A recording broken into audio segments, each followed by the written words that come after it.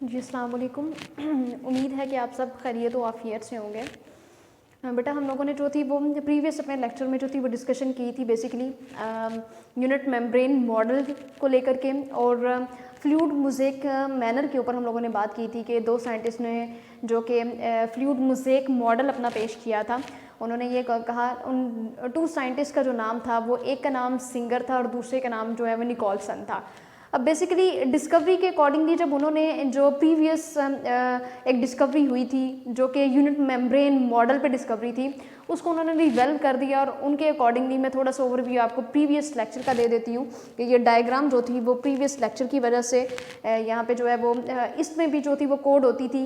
अगर फंक्शंस की मैं बात करूँ, क्योंकि ये टॉपिक हमारा लंबा था और ये एक लेक्चर के अंदर जो था वो कवर नहीं था हो सकता, जिसकी वजह से सेकेंड लेक्चर में जो है इसको मैंने यहाँ पर डिवाइड किया। बेसिकली यहाँ पे जो है वो आप देख रहे हैं कि फ्लूइड मोज़ेक मॉडल के अकॉर्डिंगली अगर मैं बात करूँ तो उन साइंटिस्ट ने ये कहा कि ऐसा नहीं है कि जो प्रोटीन्स हैं वो मेम्ब्रेन जो है वो ऊपर अटैच है। लाइक अगर हम ग्लोबुलर प्रोटीन की बात करते हैं, जिस तरह से जो है वो यूनिट मेम्ब्रेन मॉडल जो था वो पेश किया गया था, उसके अकॉर्डिंगली आप देख रहे थे कि जो पहले मॉडल दिया गया था उसमें ये था कि एक सैंडविच टाइप के मॉडल की अगर मैं बात करूँ तो सैंडविच टाइप का एक मॉडल है जिसमें जो ऊपर ग्लोबुलर प्रोटीन जो है ये यहाँ पे मैं लाइक फॉर एग्जांपल यहाँ पे मैं ड्रा कर देती हूँ कि यहाँ पे जो कि प्रीवियस था हमारा उसमें जैसे ये एक सैंडविच है, देन नीचे भी एक सैंडविच है और उसके अंदर जो हैं वो लिपिड्स हैं। तो पहला जो था वो मॉडल बेसिकली ये था जो कि आप देख रहे हैं जो कि यूनिट मेम्ब्रेन मॉडल था। लेकिन उसके बाद जो मॉडल था वो बेसिकली आ गया फ्लूइड मोज़ेक मॉडल, जिसकी डायग्राम आपको नज़र आ रही है। अकॉर्डिंग टू डायग्राम अगर मैं बात करूं तो जो प्रोटीन्स हैं वो इस तरह से, ये बेसिकली ग्लोबुलर प्रोटीन है।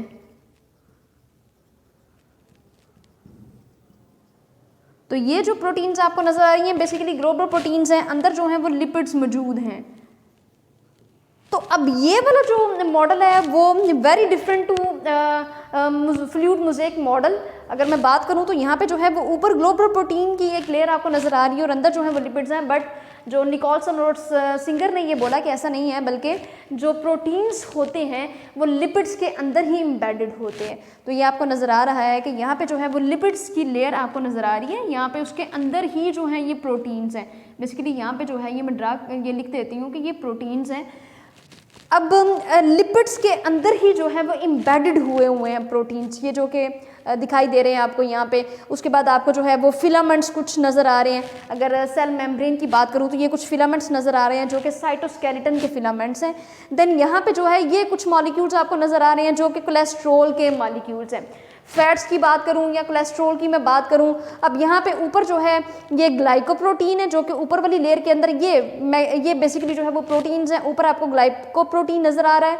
अब यहाँ पे आप देख रहे हैं कि कार्बोहाइड्रेट्स जो हैं ये प्रेजेंट है। देन उसके बाद जो है ये यहाँ पे जो है वो फास्फोलिपिड्स भी प्रेजेंट है। एक तो प्रोटीन की लेयर और एक तो जो है वो लिपिड्स की लेयर और दूसरी जो है वो फास्फोलिपिड्स भी इसके अंदर जो है वो प्रेजेंट है। और उसके बाद जो है वो कोलेस्ट्रॉल आप देख रहे हैं। सो बेसिकली ये जो है वो स्ट्रक्चर दिखाने का मकसद ये है कि आपका जो प्रीवियस लेक्चर है उसका थोड़ा सा जो है वो ओवरव्यू दिया जाए, क्योंकि आज जो है बेसिकली हम लोगों ने बात करनी है अपनी फंक्शंस के लिहाज से हम लोगों ने बात करनी है कि सिलेक्टिवली परमिएबल मेम्ब्रेन ये किस तरह से है, तो इसके ऊपर हमारी डिस्कशन होनी है। सो स्ट्रक्चर इसलिए मैं आपको दिखा रही हूँ कि प्रीवियस लेक्चर जो है उसका थोड़ा सा मैं आपको बता दूँ कि प्रीवियस लेक्चर के अकॉर्डिंगली क्या कहा गया था। तो ये डिफरेंस आपने याद रखना है कि अब जो मोस्ट एक्सेप्टेड जो मॉडल था सेल मेम्ब्रेन का वो ये वाला मॉडल है as compare to sandwich type model. So अब हम बात कर लेते हैं different functions of plasma membrane. इसमें जो डिफरेंट फंक्शंस हैं उसमें सबसे पहले आपको फंक्शन नज़र आ रहा है सिलेक्टिवली परमिएबल मेम्ब्रेन। बेसिकली जब हम सिलेक्टिवली परमिएबल मेम्ब्रेन की बात करते हैं तो जो वर्ड है सिलेक्टिव जो है बेसिकली बेटा जो सिलेक्टिव है इसका मतलब होता है कि जो हम इंतखाब कर लेते हैं कि अगर कोई भी टीम हमने जो है वो बेस्ट प्लेयर्स हमने कहीं पे भेजने हों तो उसमें अगर हमारे पास जो है वो 20 बच्चे हैं तो उन 20 बच्चों में हम सिलेक्ट करेंगे कि कौन से बेस्ट प्लेयर्स होंगे, तो वो सिलेक्ट करके आगे उनको भेजेंगे। तो इसी तरह से जो है वो सिलेक्टिवली परमिएबल मेम्ब्रेन की बात करूं तो ये जो है वो एक्ट्स करती है as a barrier between cells external and internal environment में, कि जो सेल का बाहर वाला माहौल होता है और जो सेल का इंटरनल माहौल होता है उसके अंदर जो है ये एक बैरियर की तरह जो है ये काम करती है, और उसको सिलेक्टिवली परमिएबल मेम्ब्रेन भी कहा जाता है, क्योंकि ये सब्सटेंसेस को सिलेक्ट करके आगे भेजती है। तो डिफ्रेंशिएट उनको कर देती है, उनको सिलेक्ट कर देती है, देन उन सिलेक्ट किए हुए सब्सटेंसेस को जो है ये आगे भेजती है। तो ये एक बैरियर की तरह काम करती है और इसका बहुत इंपॉर्टेंट रोल है जो कि सिलेक्टिवली परमिएबल मेम्ब्रेन के लिहाज से मॉलिक्यूल्स को सिलेक्ट करके आगे भेजना है। देन उसके बाद जो है वो सेकंड पे हमारे पास है ट्रांसपोर्ट ऑफ मटेरियल, कि किस तरह से जो है वो इनके अंदर जो है वो मटेरियल की ट्रांसपोर्टेशन का जो प्रोसेस होता है। तो फैट सोल्यूबल जो सब्सटेंसेस होते हैं, जिस तरह से आपने वहाँ पे देखा है जी, फास्फोलिपिड्स की अगर मैं बात करूँ या कोलेस्ट्रॉल की मैं बात करूँ, तो फैट सोल्यूबल जो सब्सटेंसेस हैं वो ईजिली ये क्रॉस कर जाते हैं प्लाज्मा मेम्ब्रेन में से। जो फैट सोल्यूबल सब्सटेंसेस हैं या जो मॉलिक्यूल्स हैं वो बहुत इजीली जो है वो पास कर जाते हैं। लाइक अगर मैं बात करूं दूसरे मॉलिक्यूल्स की, तो उनकी निस्बत जो है मॉलिक्यूल्स फैटी एसिड्स के, या जो मॉलिक्यूल्स हैं ऑयल ड्रॉपलेट्स के, या जो मॉलिक्यूल्स हैं फास्फोलिपिड्स के, तो ये सारे मॉलिक्यूल्स जो हैं बहुत इजीली यहाँ से पास कर जाएंगे। सो इसको हम नॉन फैसिलिटेटेड जो है वो डिफिजन भी बोलते हैं, नॉन फैसिलिटेटेड ट्रांसपोर्ट भी बोलते हैं। ट्रांसपोर्ट ऑफ मटेरियल के अंदर क्या होता है,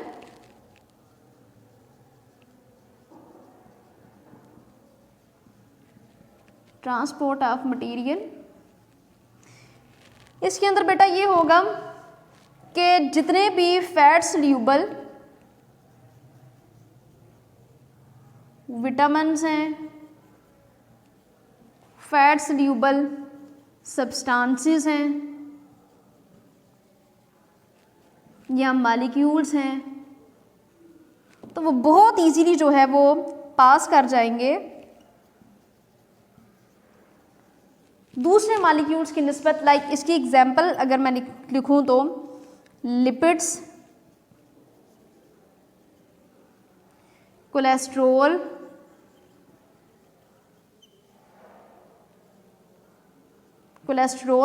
एंड देन जो है वो फास्फोलिपिड्स।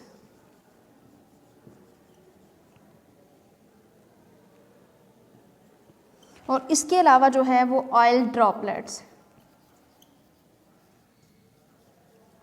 तो ये सारी की सारी जो है वो ट्रांसपोर्ट ऑफ मटेरियल की जो है वो एग्जांपल्स हैं कि किस तरह से जो मटेरियल होते हैं वो ट्रांसपोर्ट करते हैं। तो उसकी जो एग्जांपल्स हैं वो लिपिड्स हैं, कोलेस्ट्रॉल है, फास्फोलिपिड्स हैं और ऑयल ड्रॉपलेट्स की अगर बात की जाए तो ये मटेरियल जो है वो प्लाज्मा मेम्ब्रेन में से दूसरे मॉलिक्यूल्स की निस्बत बहुत ईजीली पास कर जाते हैं। देन उसके बाद जो है वो हमारे पास है फैसिलिटेटेड जो है वो ट्रांसपोर्ट की बात करूँ तो बेसिकली ये वाला जो है ट्रांसपोर्ट ये नॉन फैसिलिटेटेड ट्रांसपोर्ट होती है, नॉन फैसिलिटेटेड ट्रांसपोर्ट भी हम इसको बोलते हैं। देन उसके बाद जो है वो हमारे पास फैसिलिटेटेड ट्रांसपोर्ट है जिसमें जो है वो प्रोटीन्स के जो मॉलिक्यूल्स हैं वो किसी की मदद से, किसी मॉलिक्यूल का जो है वो सेल से आर पार हो जाना, मतलब ये आर पार हो जाते हैं, जहाँ से मर्जी जो है ये निकल जाते हैं। द मूवमेंट ऑफ आयनिक, इसको हम इस तरह से जो है वो डिफाइन कर सकते हैं फैसिलिटेटेड जो है ट्रांसपोर्ट को, कि the movement of ionic molecules या आयनिक मटेरियल्स, जिसमें जो है वो वाटर मॉलिक्यूल्स की अगर मैं बात करूं तो oxygen, carbon dioxide gas, ions और रेडिकल्स जो होते हैं carried across the membrane only with the help of proteins, के ऑक्सीजन, कार्बोहाइड्रेट्स, ये carbon dioxide gas, ions, radicals, ये सारे के सारे प्रोटीन की मदद से जो होते हैं ये पास कर जाते हैं। देन इस वाली जो है कंडीशन को हम फैसिलिटेटेड जो है वो ट्रांसपोर्ट बोलते हैं। सो फैसिलिटेटेड ट्रांसपोर्ट को मैं अगेन एक दफ़ा जो है मैं रिपीट कर देती हूँ कि फैसिलिटेटेड जो ट्रांसपोर्ट है वो बेसिकली आयनिक मटेरियल की मूवमेंट को बोलते हैं। लाइक आयनिक मटेरियल में अगर वाटर के मॉलिक्यूल की बात करूँ जिसमें oxygen, carbon dioxide gas, ions या रेडिकल्स होते हैं, वो बेटा जो है वो प्रोटीन्स की मदद से जो है यहाँ से मूव करते हैं। सो इस वाले प्रोसेस को हम जो है वो फैसिलिटेटेड डिफिजन भी या फैसिलिटेटेड ट्रांसपोर्ट भी बोलते हैं। देन उसके बाद इसका जो फर्स्ट वाला फंक्शन हम लोगों ने देख लिया, सेकंड वाला फंक्शन भी हमने देख लिया कि ट्रांसपोर्ट ऑफ मटेरियल।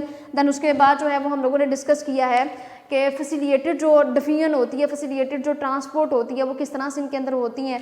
और उसके बाद जो है वो हमारे पास एक्टिव ट्रांसपोर्ट अब आ गया कि अब प्लाज्मा मेम्ब्रेन के अंदर जो है वो एक्टिव ट्रांसपोर्ट का जो है वो प्रोसेस किस तरह से होता है।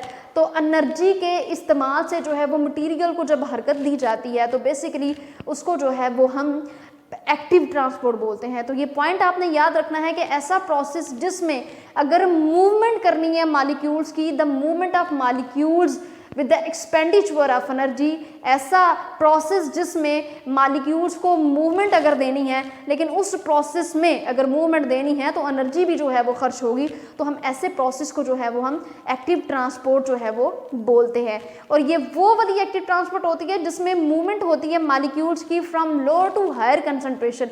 अब जहाँ पे लोअर कंसंट्रेशन होती है, जहाँ पे मॉलिक्यूल्स होते हैं उस एरिया में कम होते हैं, वहाँ पे मॉलिक्यूल्स जो हैं वो हायर कंसंट्रेशन की तरफ जो है वो मूव कर जाते हैं। सो ये वाला जो प्रोसेस है वो एक्टिव ट्रांसपोर्ट कहलाएगा और इस वाली हम मूवमेंट को अप हिल मूवमेंट भी बोलते हैं। तो एक्टिव ट्रांसपोर्ट जो है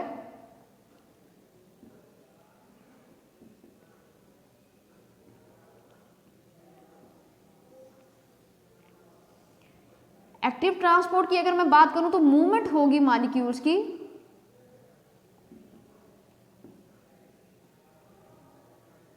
movement of molecules with the expenditure of energy।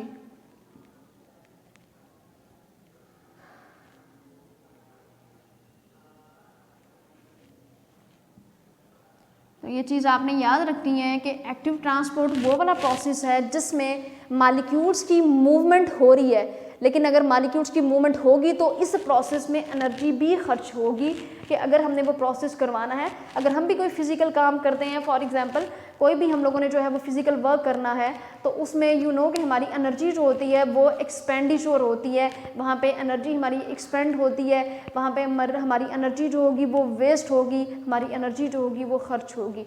सो इस तरह से आप ये पॉइंट जो है वो एक्टिव ट्रांसपोर्ट का याद कर सकते हैं कि ये वो वाला प्रोसेस है जिसमें मूवमेंट होगी अगर मॉलिक्यूल्स की, तो विद द हेल्प ऑफ जो है वो अगर बेटा जो है वो मॉलिक्यूल्स की मूवमेंट हो रही है तो देन उस प्रोसेस में जो है वो प्रोटीन्स के अंदर अगर with the help of proteins यहाँ पे मूवमेंट हो रही है तो यहाँ पे एक्सपेंडिचर भी होगी एनर्जी की। और इस वाले हम ये जो flow of molecules from lower concentration to higher concentration, ये वो वाला प्रोसेस है जिसमें लोअर से हायर की तरफ मॉलिक्यूल्स आएंगे, तो इस वाले प्रोसेस को हम अप या इस वाली मूवमेंट को हम अप हिल जो है वो मूवमेंट भी बोलते हैं।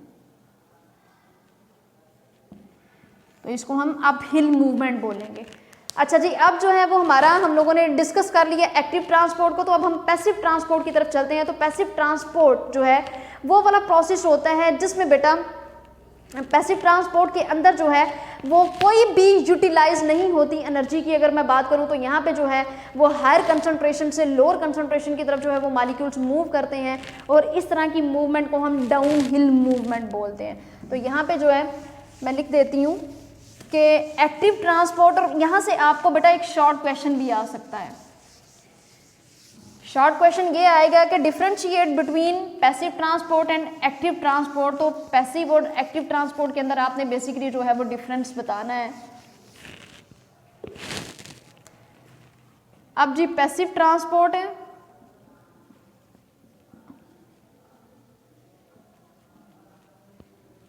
पैसिव ट्रांसपोर्ट वो वाली ट्रांसपोर्ट होती है जिसमें जो है वो मॉलिक्यूल्स की मूवमेंट जो होती है,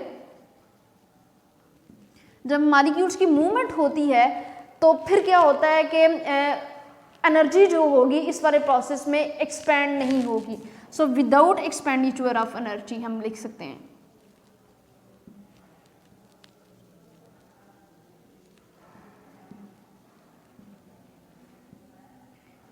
सो इस प्रोसेस में हम विदाउट एक्सपेंडिचर ऑफ एनर्जी जो है वो लिख सकते हैं। और ये जो बेटा मूवमेंट होती है वो higher concentration to lower concentration की तरफ होती है, हायर टू लोअर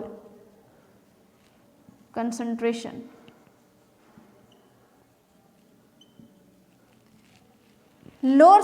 हायर से लोअर की तरफ जो है ये इसकी मूवमेंट होगी। देन यहाँ पे इस वाले प्रोसेस में कोई भी एक्सपेंडिचर नहीं होती है एनर्जी की, एनर्जी वेस्ट नहीं होती। और उसके बाद जो है इस वाली मूवमेंट को हम डाउन हिल मूवमेंट बोलते हैं, डाउन हिल मूवमेंट।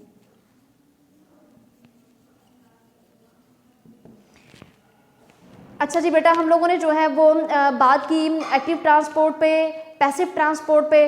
तो यहाँ पे बड़ा इंपॉर्टेंट शॉर्ट क्वेश्चन है डिफरेंस क्लास से, इसको आप देख लीजिएगा कि एक्टिव के अंदर और पैसिव के अंदर क्या होता है कि एक्टिव के अंदर जो है वो मूवमेंट होती है मॉलिक्यूल्स की फ्रॉम लोअर टू हायर की तरफ, और पैसिव के अंदर मूवमेंट की जो वो मूवमेंट हो रही है मॉलिक्यूल्स की वो फ्रॉम हायर टू लोअर की तरफ हो रही है, वो अपहिल मूवमेंट होती है। और अगर पैसिव की हम बात करें तो वो डाउनहिल मूवमेंट होती है। तो इसको जो डिफरेंस है बेटा ये ध्यान से कर लीजिएगा। उसके बाद जो है अगर हम एंडोसाइटोसिस की बात करते हैं, अब इसके एक और फंक्शन के अंदर जो है वो एक इसका फंक्शन है एंडोसाइटोसिस।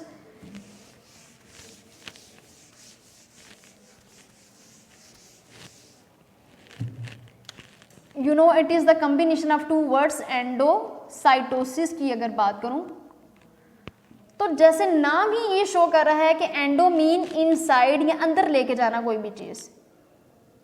सो एंडोसाइटोसिस के कोई भी फूड के अगर मॉलिक्यूल्स हैं, ये इनगल्फमेंट अगर करनी है, कोई भी फूड के पार्टिकल्स मिल गए हैं तो उसको बॉडी के अंदर लेके जाना, इनसाइड बॉडी जो है ये वाला प्रोसेस होता है। देन एंडोसाइटोसिस की अगर मैं जो बात करूं तो यहाँ पे द इनवॉर्ड मूवमेंट होती है मटेरियल्स की by infolding of cell membrane, जिसमें सेल मेम्ब्रेन जो होती है वो इनफोल्ड हो जाती है inside in the form of vacuole, और वो अपनी बॉडी के अंदर जो एक वैक्यूल बना देते हैं और वेसिकल्स बना देते हैं। इसको बेसिकली हम एंडोसाइटोसिस बोलते हैं। एक दफ़ा मैं फिर से रिपीट कर देती हूँ कि इनवर्ड मूवमेंट होती है मॉलिक्यूल्स की, जिसकी वजह से जब मॉलिक्यूल्स की इनवर्ड मूवमेंट होती है देन जो सेल मेम्ब्रेन होती है वो दब जाती है, अंदर की तरफ जो है वो इनफोल्ड हो जाती है और एक बड़ा सा वैक्यूल बना देती है, वेसिकल्स बना देते हैं, इस वाले प्रोसेस को हम एंडोसाइटोसिस बोलते हैं। अब इसकी आगे से जो है बेटा वो दो टाइप्स हैं, फैगोसाइटोसिस है और एक फिनोसाइटोसिस है। फैगोसाइटोसिस में कोई भी सॉलिड पार्टिकल का बॉडी के अंदर लेकर के जाना, और जो फिनोसाइटोसिस होती है उसमें कोई भी अगर लिक्विड पार्टिकल है तो उसको बॉडी के अंदर लेकर के जाना। तो इस तरह से जो है वो इंजेक्शन का जो है वो प्रोसेस होता है। लिक्विड मटेरियल जो बॉडी के अंदर जाता है, देन सॉलिड पार्टिकल्स जो बॉडी के अंदर जाते हैं। तो यहाँ पे मैं लिख देती हूँ कि एंडोसाइटोसिस की भी आगे से दो टाइप्स हैं। एक जो है वो है फैगोसाइटोसिस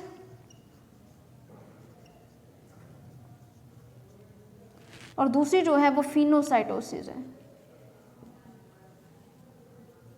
अब फैगोसाइटोसिस के अंदर क्या होता है कि इनगल्फमेंट होनी है सॉलिड पार्टिकल की,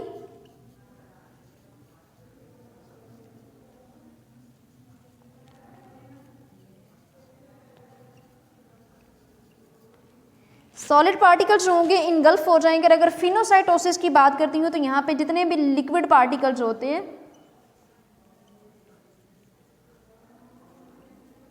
लिक्विड पार्टिकल्स जो होते हैं उनकी इनगल्फमेंट हो जाती है।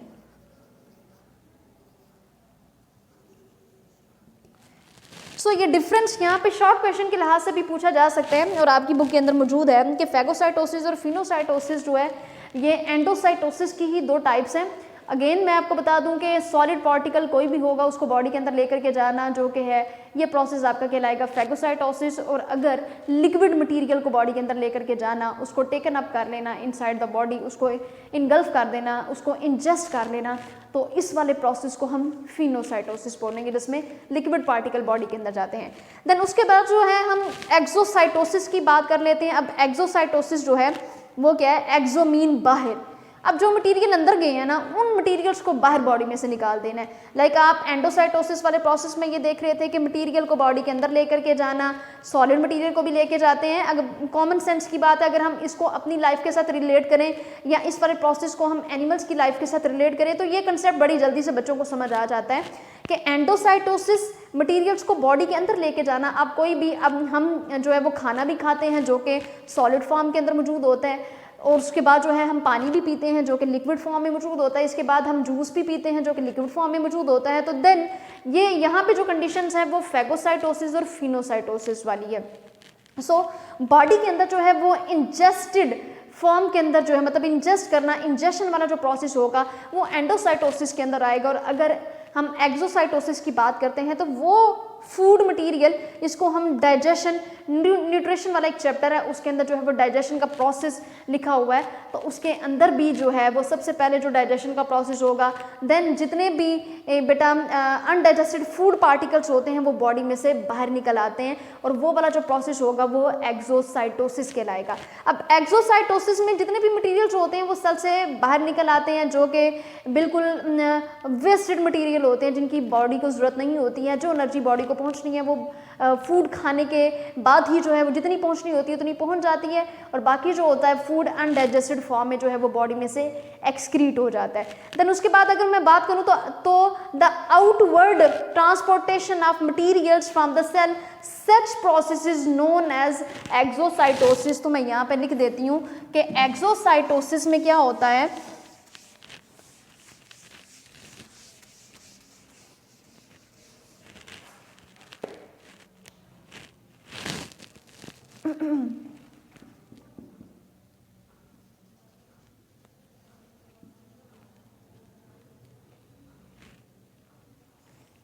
बेटा एक्सोसाइटोसिस के अंदर जो है वो आउटवर्ड ट्रांसपोर्टेशन होना शुरू हो जाती है मटेरियल्स की, और ये वाला प्रोसेस जो है वो एक्सोसाइटोसिस कहलाएगा। फॉर एग्जांपल अगर हम बात करते हैं ट्रांसपोर्ट, जितने भी वेस्ट मटेरियल्स होते हैं उनकी ट्रांसपोर्ट होना, या जितनी भी सिक्रीशंस होती हैं बॉडी में से वो मेम्ब्रेन में से बाहर निकल जाती हैं, तो देन यहाँ पे ये वाला जो प्रोसेस है वो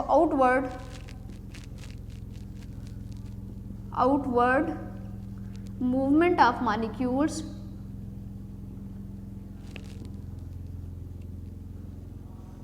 आउटवर्ड मूवमेंट ऑफ मॉलिक्यूल्स और ट्रांसपोर्टेशन भी हम लिख सकते हैं यहाँ पे।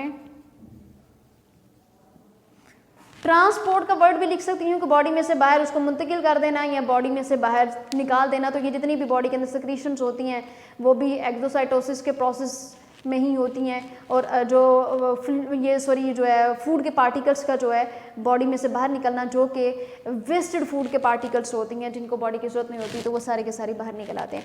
द लास्ट हमारे पास जो है वो एक पॉइंट है जो कि प्लाज्मा मेम्ब्रेन से रेलिवेंट है। तो नर्व जो इम्पल्स होती हैं उसका ट्रांसमिशन हमने पढ़ना है कि जानदार के अंदर जो है वो नर्व इम्पल्सिस का जो प्रोसेस है वो बेसिकली कैसे होता है। तो बेटा जो नर्व सेल्स जो होते हैं प्लाज्मा मेम्ब्रेन में वो ट्रांसमिट करते हैं नर्व इम्पल्सिस को टू द होल बॉडी। तो ये बेटा कॉमन सेंस की एक बात है जो कि आपके जब हम नर्व इम्पल्सिस की बात करते हैं तो ये नर्व इम्पल्सिस का काम ही ये है कि इन्होंने जितने भी ब्लड की वो जो सप्लाई होती है उसको बॉडी के डिफरेंट पार्ट्स तक उन्होंने पहुंचाना होता है। सो डिफरेंट बॉडी के पार्ट्स तक जब ये पहुंचा देती हैं तो इस वाले प्रोसेस को हम नर्व इम्पल्सिस ट्रांसपोर्टेशन जो है ये प्रोसेस नर्व इम्पल्सिस ट्रांसपोर्टेशन कहलाता है। तो इस तरह से जो है ये सारे का सारा प्रोसेस जो होता है वो बॉडी के अंदर होता है। बेटा मैं हल्का सा आपको जो है वो ओवरव्यू देती हूँ कि आज जो हम लोगों ने डिस्कशन की है वो अपने डिफरेंट टॉपिक्स के ऊपर की है। हमने सबसे पहले जो था वो पढ़ा था, हम लोगों ने यूनिट मेम्ब्रेन मॉडल पढ़ा, उसके बाद हमने फ्लूइड मोज़ेक मॉडल जो था वो पढ़ा, उसकी डिस्कवरी कैसे हुई, इनके अंदर जो है वो डिफरेंस हमने देखा। फिर उसके बाद हमने सेल मेम्ब्रेन के कुछ फंक्शंस को देखा। सेल मेम्ब्रेन के कुछ फंक्शंस के अंदर हमने जो है वो सिलेक्टिवली परमिएबल मेम्ब्रेन की बात की, हमने ट्रांसपोर्टेशन ऑफ मटेरियल्स की बात की कि मटेरियल्स जो होते हैं वो सिलेक्ट होकर के जो है वो बॉडी के अंदर जाते हैं। देन किस तरह से जो है वो मटेरियल्स की ट्रांसपोर्टेशन का जो है वो बॉडी के अंदर प्रोसेस होता है। फैसिलिटेटेड मूवमेंट हमने देखी, हमने नॉन फैसिलिटेटेड मूवमेंट देखी। उसके बाद बेटा एक्टिव ट्रांसपोर्ट के अबाउट हम लोगों ने पढ़ा। देन पैसिव ट्रांसपोर्ट जो है वो बॉडी के अंदर कैसे होती है। उसके बाद एंडोसाइटोसिस का प्रोसेस जो है वो बॉडी के अंदर कैसे होता है।